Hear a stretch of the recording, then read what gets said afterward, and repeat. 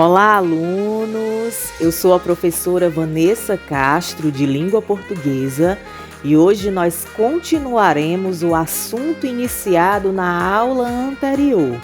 Nós estudaremos os conceitos de oração e período. Fique atento! E o que é uma oração? É um enunciado linguístico construído em torno de um verbo. Só existirá a oração se existir um verbo. Se nós não identificarmos um verbo, nós vamos estar diante de uma frase nominal.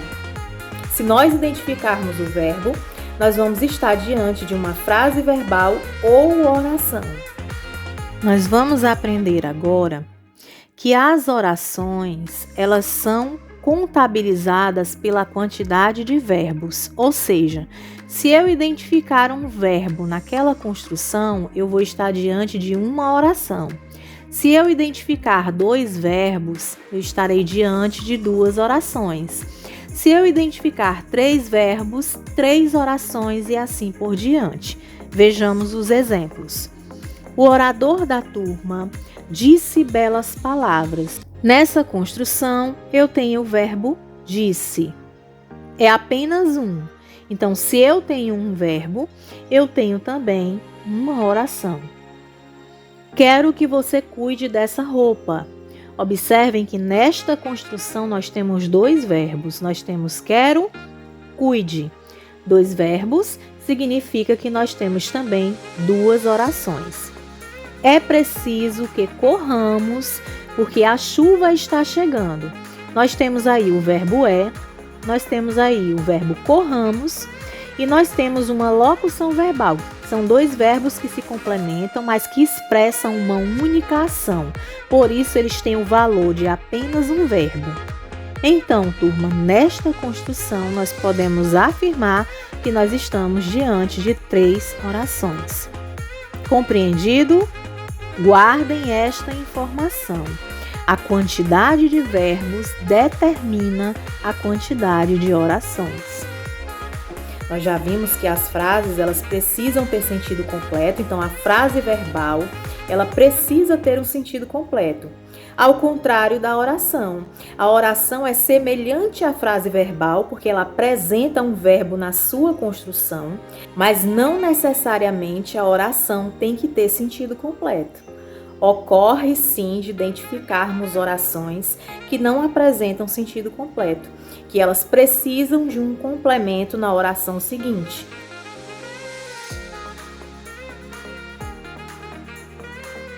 Período, turma, é um enunciado que se constitui por meio de orações, tá?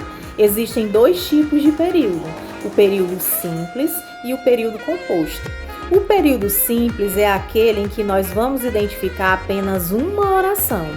E esta oração, no período simples, ela será chamada de oração absoluta. Por quê? Porque só tem ela. Já no período composto, nós identificaremos 2 ou mais orações, tá? Vamos ver como isso acontece? Vamos agora compreender na prática o que configura um período. Vejamos os exemplos. O vento forte engrossava as ondas do mar.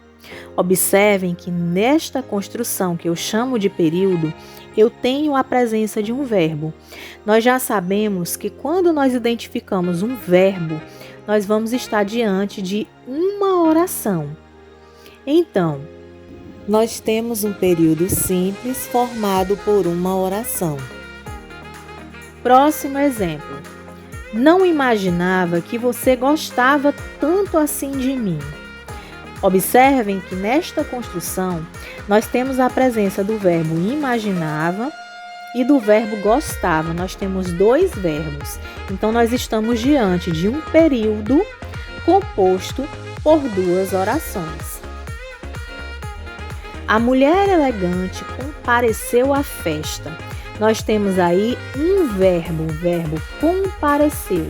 Nós temos um verbo, então uma oração, e o período se classifica como período simples. As crianças brincam e os adultos trabalham. Nós temos aí brincam, que é um verbo, nós temos trabalham, mais um verbo. E se nós temos dois verbos, nós temos também duas orações. Estamos diante de um período chamado composto. Resumindo, no período simples você vai identificar apenas um verbo, portanto, apenas uma oração. No período composto, você vai identificar dois ou mais verbos, que determinarão a quantidade de orações. Bom, turma, agora que nós já estudamos frase, oração e período, nós vamos partir para uma atividade muito bacana. Nós vamos produzir um mapa mental do conteúdo. E o que é um mapa mental? Um mapa mental é um resumo em forma de esquema que nós vamos fazer do conteúdo de hoje.